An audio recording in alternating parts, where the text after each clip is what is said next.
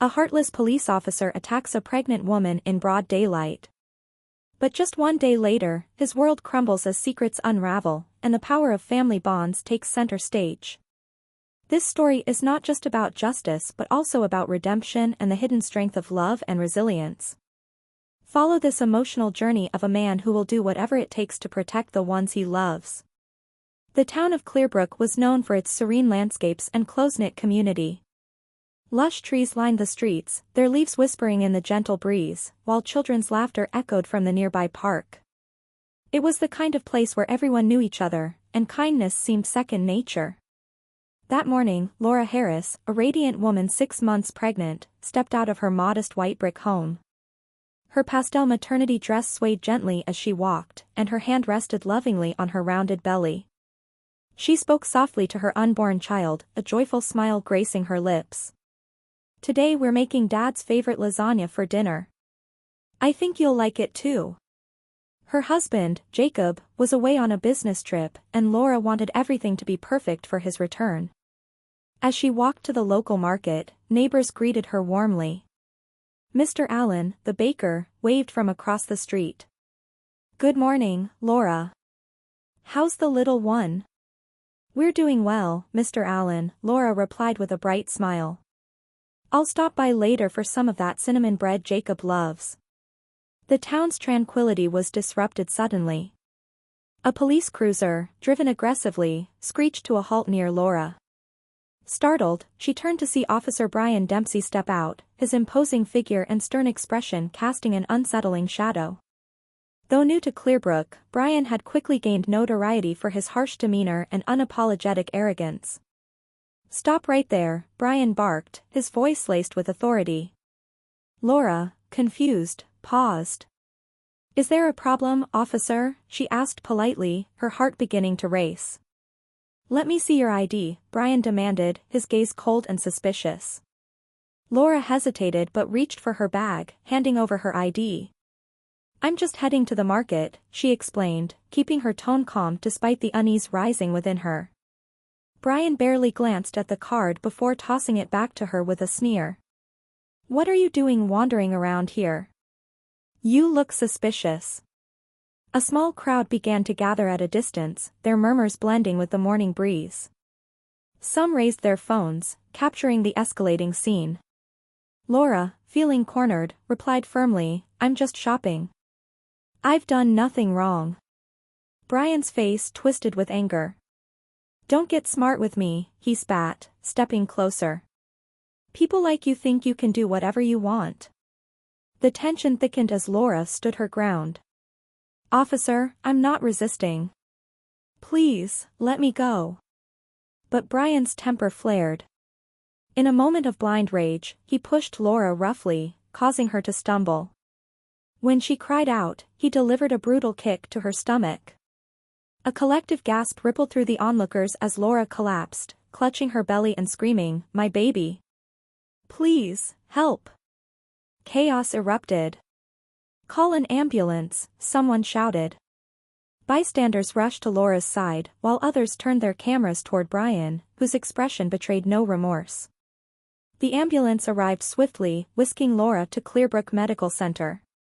Meanwhile, Jacob, sitting in a distant conference room, felt his phone vibrate. Seeing the caller ID, his heart sank. It was Sophie, Laura's best friend. "Jacob," Sophie's voice trembled, "Laura is in the hospital. She's been attacked. The baby, it's bad. You need to come now." Jacob's world blurred. He left the meeting without a word, his mind racing as he booked the earliest flight home. The thought of Laura's pain and his absence filled him with guilt and fury. At the hospital, doctors fought to stabilize Laura and her unborn child. In the waiting room, Sophie sat with her head in her hands, her tears soaking the sleeves of her sweater. When Jacob arrived, she stood and embraced him tightly. "What happened?" Jacob demanded, his voice shaking with urgency. Sophie recounted the events, her voice breaking as she described Brian's brutality. Jacob's jaw tightened, his fists clenching. "His name?" he asked coldly. "Brian Dempsey," Sophie replied. He's been trouble since he came here, but this is beyond anything we could imagine. Jacob's eyes burned with determination. He will pay for this.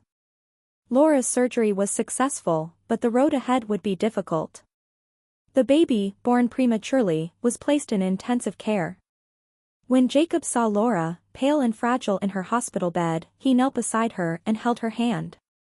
"The baby," she whispered. "She's fighting," Jacob reassured her, "just like her mom." Laura's eyes welled with tears.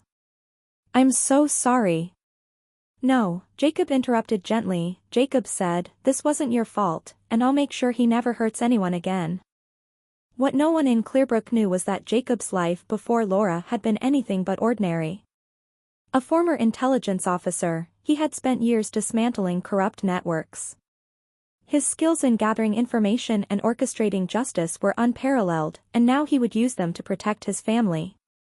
Jacob's first call was to an old ally, Marcus Trent, a civil rights attorney with a reputation for exposing corruption. Together, they devised a plan to bring Brian to justice. Evidence began pouring in. Complaints against Brian from his previous precinct painted a damning picture. Videos of the attack, combined with witness statements, ignited outrage in Clearbrook. A petition demanding Brian's immediate suspension gathered tens of thousands of signatures within days.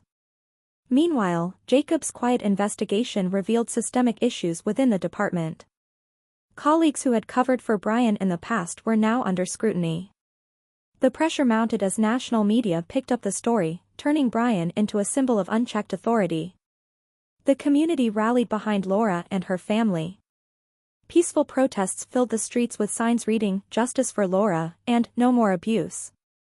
At the forefront was Lucas Hart, a young man Laura had once mentored through difficult times. Lucas used his tech skills to create a website, justiceforlaura.com, where people could donate, sign petitions, and stay updated.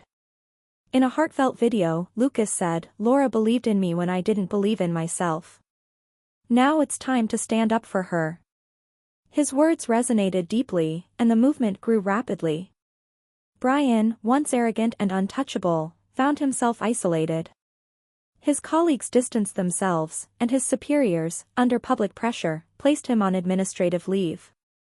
Jacob, however, was far from finished. Through his intelligence contacts, Jacob uncovered a paper trail linking Brian to misconduct far beyond Clearbrook.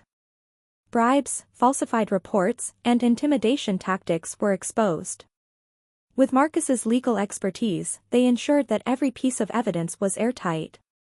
The climax came when Jacob confronted Brian directly outside the police station. As reporters swarmed, Jacob approached, his voice calm but firm. "Brian Dempsey," he said, "you thought you could destroy my family, but now the world knows who you really are." Brian's bravado crumbled. Surrounded by cameras and protesters chanting for justice, he finally realized there was no escape. Weeks later, Brian was arrested on multiple charges.